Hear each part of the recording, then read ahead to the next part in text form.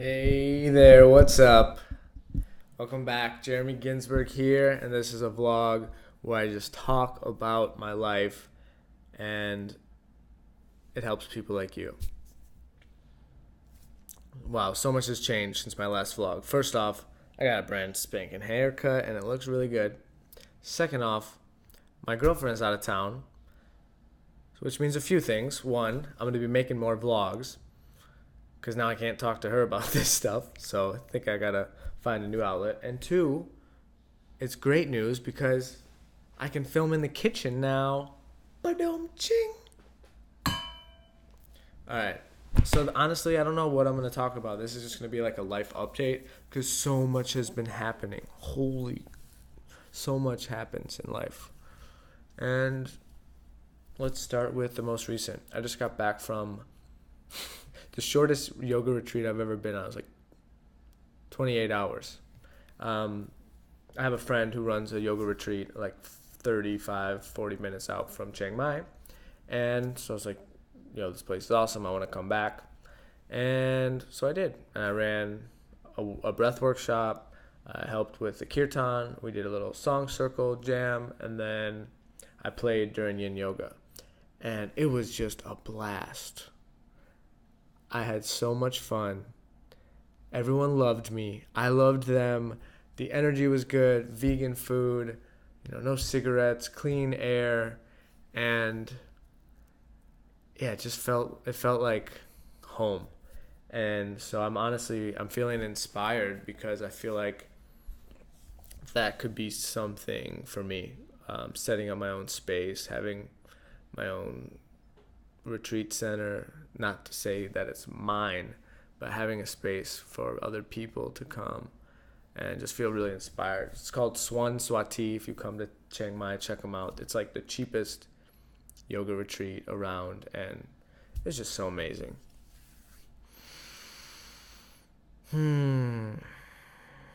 But so much stuff was coming up at this retreat because I'm there to facilitate, right? But I'm still doing the yoga and meditation. So stuff is coming up for me as well. And I'm like, wow, I'm having all these insights and realizations. For example, realizing that there's still this part of me that really cares about what other people think. But let me rephrase that.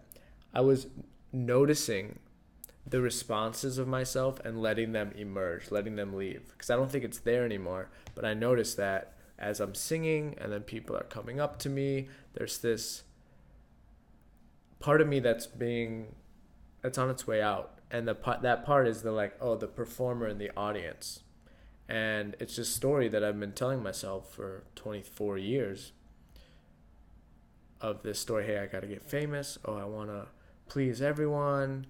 I got to get 1 million subscribers and then I'll be awesome.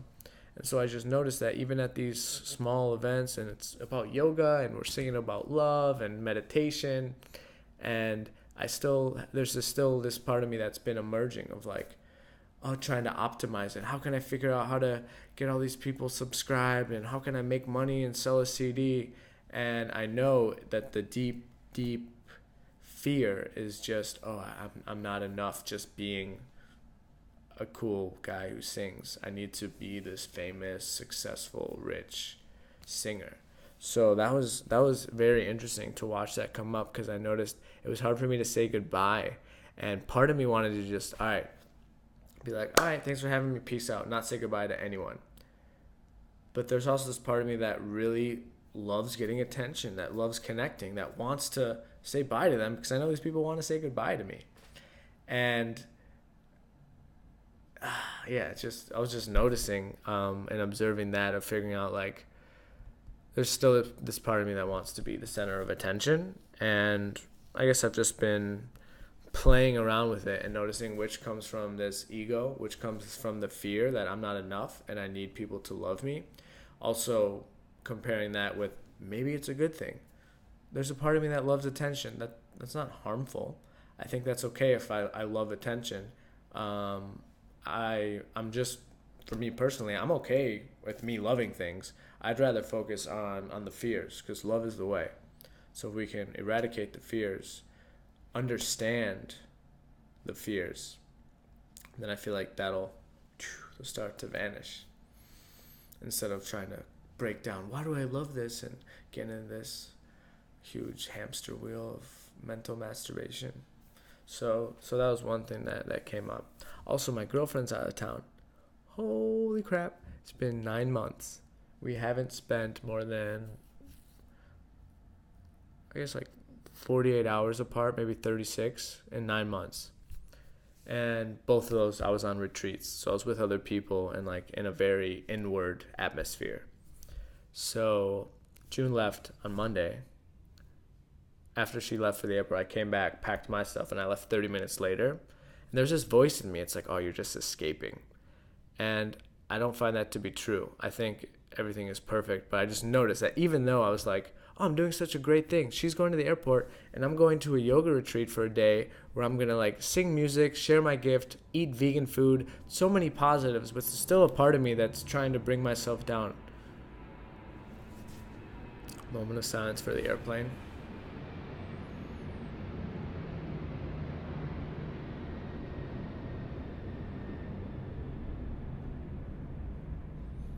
I hope they make it to their final destination safely.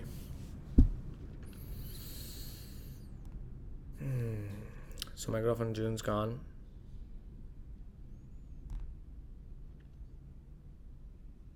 So I also noticed there's this part of me that feels like part of music. The reason I play music, at some point in my life, I told myself, hey, this music thing, you got to use it to get chicks. Like that's like there's a connection there. Because I noticed that anytime I sing and there's girls, women, there's a part of me that wants to go there. Even though practically, no. Logically, no. I'm in a committed relationship. I really love June.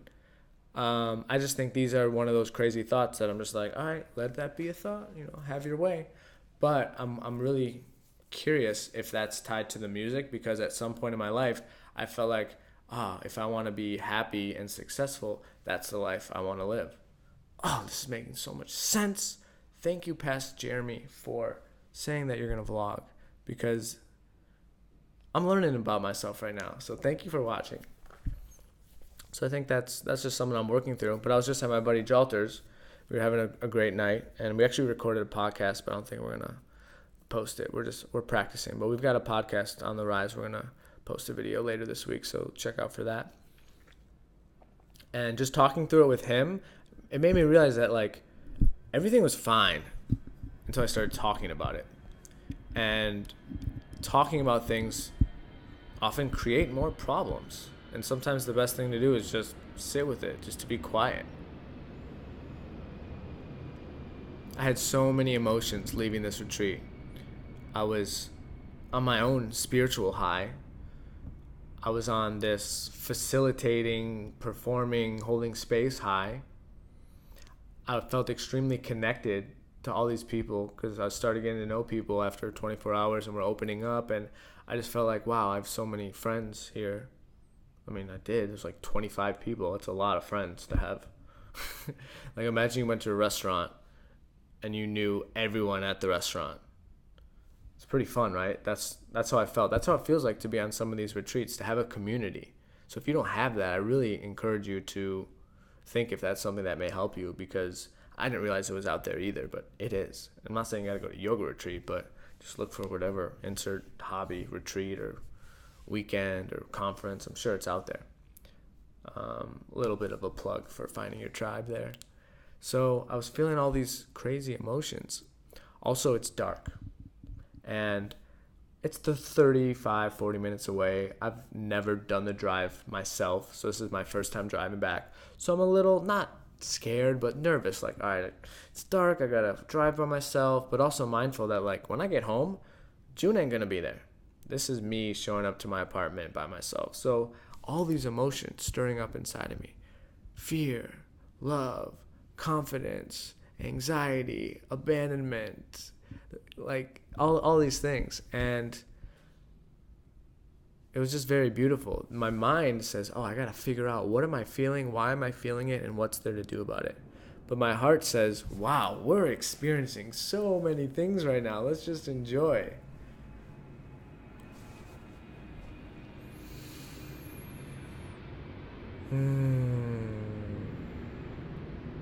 I want to share something that I read from a book at this retreat. I was taking notes because once I have my own retreat, I'm going to do a lot of things similar to this. But they had a bookshelf with all these like super cool books about Buddhism, about yoga, about Ayurveda, about like traveling Southeast Asia, just like tons of great books to check out.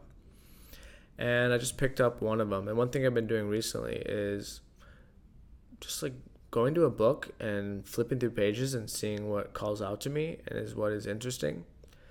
I had a tough time in middle school with reading and reading comprehension. So I feel like for me, there's this resistance of going and picking up a book, or at least there used to be. I feel great about it now, but from a young age, I was told I had ADD and that if I didn't score high enough, I had to take a special class, and they tried to give me a pill and all this stuff, and it definitely messed with me psychologically.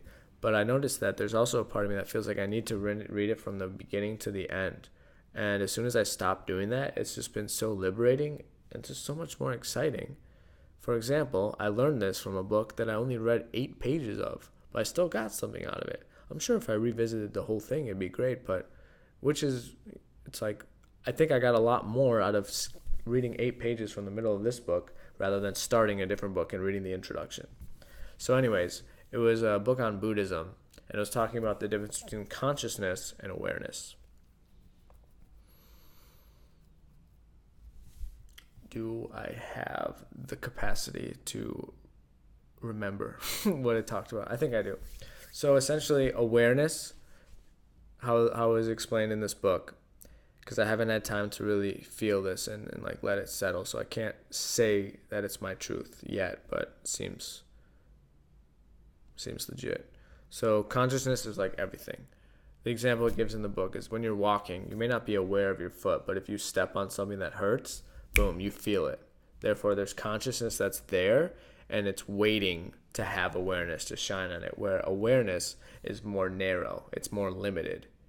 For example, I'm making this video, but I'm not aware of my heart beating. Now I am because I said that, but there's so many things that are happening that consciousness is experiencing, but awareness isn't. Let me see if I can think of an example. I don't know. I'm just going to stick with the one from the book. So essentially, the takeaway I had was really interesting because I feel like I use those words interchangeably. And it's really to think how consciousness is kind of just like the potential for awareness. I'm not sure if that's true. Maybe. But I just found that interesting. And I think it talks about when you increase awareness, like it starts small and narrow, but I think when you meditate and you practice, you can expand it. And I definitely noticed that. I've been meditating for like 3 years, and this last 6 months, doing it a lot. When I do the Buteyko breathing, I do that like 90 minutes a day. It's very meditative, so it allows me to truly like sharpen my focus, so it quiets the mind. And I do notice my awareness expanding, and I guess it's just becoming more sensitive as well, but maybe that's me becoming enlightened. I don't know what I'm talking about anymore, but hope you enjoy this video. I did. I really, really enjoyed making this video.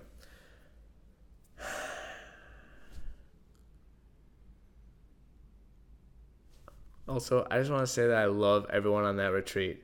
I've been watching Kyle Cease, and he says on stage, he's like, hey, I just want to say I'm in love with this audience. Like, I love all of you. And it raised a little skepticism in myself. I'm like, how can he love these people? He doesn't know them. Is he just saying that because he wants them to like him? But I actually know how he feels now, because going to this place, I didn't get the chance to talk to everybody.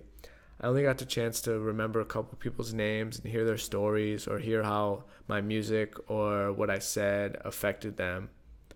But I can say with a certainty, like, I just love all of them.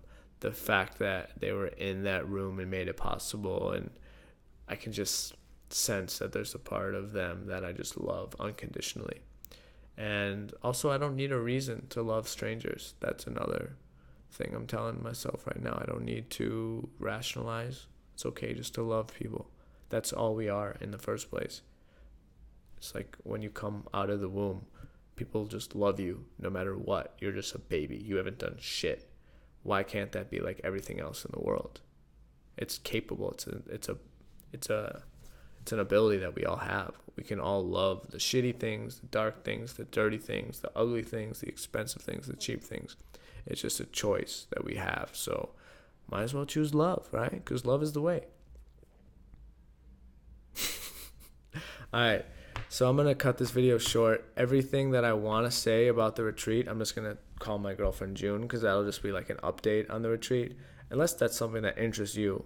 But I feel like these videos aren't getting that many views. So I want to keep them more practical based, and like I want it to have at least practical advice that you can learn from, or like have it be more about stuff that's not just like me telling you what I did. So we'll leave it at that. All right. Thank you so much for watching. Sorry it got a little bit weird at the end. That's just what it is. I'll talk to you soon. Please leave a comment and tell me how much you love my haircut, because I kind of think this part is long. I don't know, man. I'm thinking about buzzing it, so let me know what you want me to do. And sorry for calling you man if you're a woman. All right, Digital Detox Camp Brazil. See you there. It's in 2 weeks. Peace.